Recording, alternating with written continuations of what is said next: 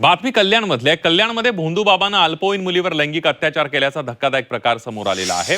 घरात पूजा करण्यासाठी आलेल्या 78 वर्षीय बाबानं मुलीवर अत्याचार केलाय। या प्रकरणी भोंदू शाहिद वाहिदा शेख याला खडकपाडा पोलिसांनी अटक केली आहे। घरातील बाधा दूर करण्यासाठी पूजा ठेवण्यात आली होती। पूजा करायला आलेल्या बाबानं घरात कुणी नसल्याचा फायदा घेत अल्पवयीन मुलीवर अत्याचार केले।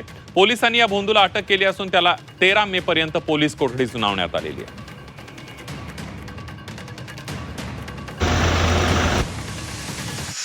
फिर्यादीच्या वडील आणि तिची आजी ही काही महिन्यापूर्वी आणि वर्षापूर्वी मयत झालेले आहेत।